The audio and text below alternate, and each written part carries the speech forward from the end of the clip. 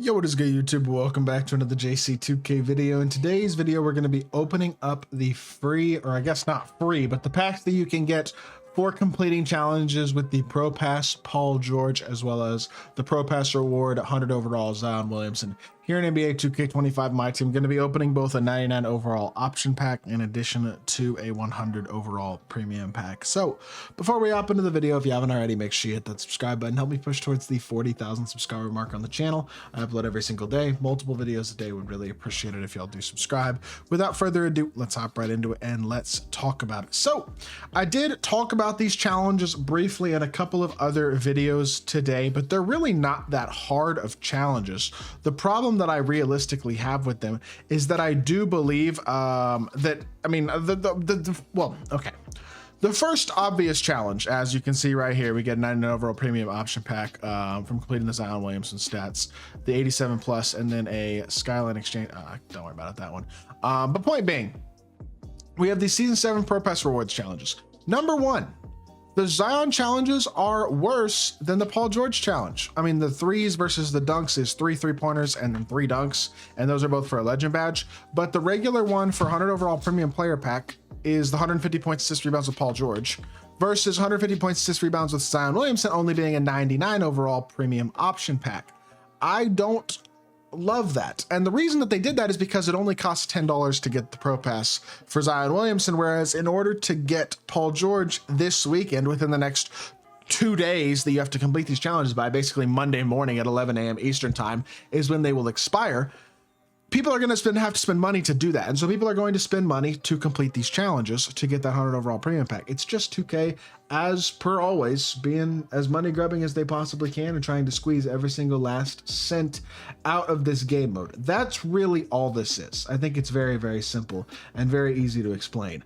Not a big fan of it, but that's what 2K's plan is, and that's what they've been doing, basically, is what it looks like. So with that being said, my guy Tricky did already complete this challenge since he got to level 40. He bought level 40. And I mean, if you get to level 40 in the next 3 days, you might as well, right? Like if you get to level 40 by the time they expire, I think it is worth doing. The legend badges that he got, I believe he said, were handles for days and off-ball pest, which those open automatically, but he already has a lot of legend badges. But he got a handles for days, and then off-ball pest is right there. There we go. He has a ton of legend badges from opening all these Hoff boxes and things like that.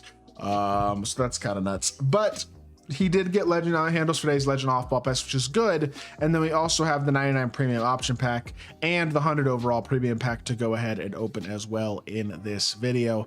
Realistically, out of that 99 premium option pack, I don't know if there's anybody that I can get for Tricky that will help him out really much, considering how good his team is and considering how many cards he has. For a lot of people, there might be a chance of pulling a good card out of that 100 over, or out of that Dark Matter option pack. Although I do not love the fact that the pack is a 99 and not a 99 plus premium option pack. You are guaranteed a Dark Matter out of this pack. There's no chance even to pull a 100 overall, which is something that I personally am definitely not a fan of. I would like to see a bit of chance, at least, to be able to pull something elite. But unfortunately, that is not the case. We'll open up this Dark Matter first. I really don't know how many Dark Matters in the game he doesn't have. I would think he's got the majority of them, but maybe we'll pull somebody new for him. I guess at this point, that's the goal, is that we either pull somebody new or somebody that he already has sellable. And there you go. Alperen Sengun, that is going to be the choice, because Sengun is not unsellable the way that his other two players are, Derrick Rose and Jalen Brunson, which are not as great of pulls, but that Sengun is sellable, which will allow him to make some MT off of that, if nothing else. Sengun is a pretty good pull and a new card as well. It is nice to see a relatively new card pop out of packs, considering Sengun came out not that long ago in these flash packs. And so, you know what, if nothing else, it's going to make him MT, pulling that duplicate Sengun. So I guess he can't be too mad about that, but it's also not what I would consider like the greatest, most exciting pull in the game. Here is the problem with this 100 overall pack, though, and the reason that I would recommend not spending money to get these challenges done in the next couple days. Number one, Paul George isn't that great, so spending money to get him is not really all that worth it. But then you look at the amount of 100 overalls that are available at this point, and I feel like they're not that great. For example, Oscar Robertson, Patrick Ewing, James Worthy, Dwight Howard, and Clyde Drexler. None of those 100 overalls are that great. Ben Simmons is great. Paulo's good. AD's not great. Neither is Cade, in my personal opinion. Tatum and Ant, in my opinion, just are downright not that good. Pippen and Larry would be nice. Yao and Shea would be nice. I think his Yao is sellable, so yeah, that would be nice.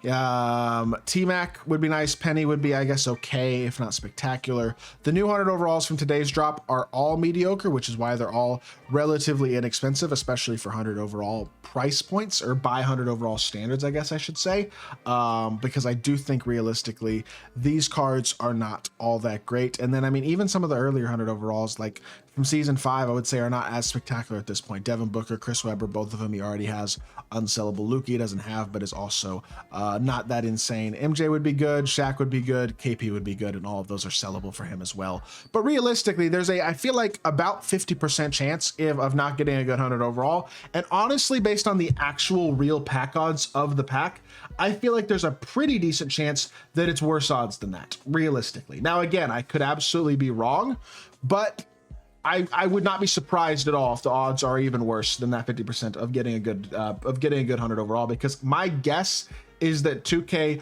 probably skews the odds of this 100 overall pack more so towards the bad 100 overalls than the good ones. So with that being said, we'll open this pack up and we'll see what we get.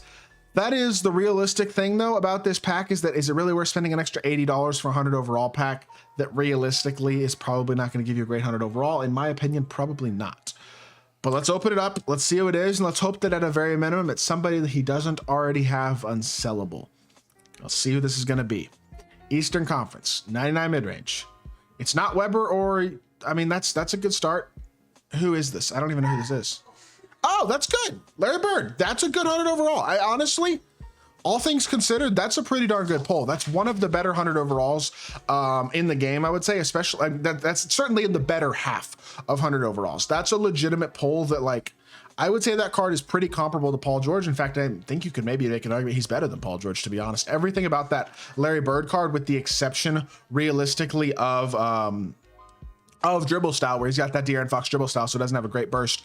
Everything else is great about that card though. Legitimately, this is one of the better 100 overall pulls that you could get. He's got Francis size up, he's got a great escape, and he's got Trey behind the back as well. The only thing he doesn't have is that dribble style, but if you just use the push cross instead, you will be just fine with Larry. His jumper's super nice. He's got Pro 2 fade.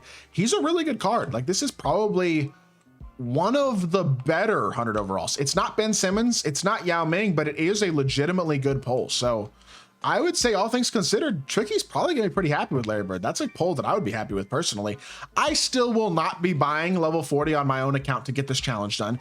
If you haven't already, I would personally recommend not, because again, I still believe there's a really good chance of not getting an incredible pull at this point, and I just cannot personally fund what 2K is doing anymore or support it myself verbally. So at the end of the day, it is your money. It is your choice what you want to do with your money. I personally will not be spending the money on this in the near future, but again, that is just me, and it is up to you what you want to do. And Larry, you know what, is a great pull. I would say for most people, if they got Larry Bird, they'd be pretty happy with that. So with that being said, that's gonna do it for the video. I hope y'all did enjoy. If you did, make sure you hit that like button, leave a comment, and subscribe. I'll be back with more 2K content very, very soon, and I appreciate y'all. Peace.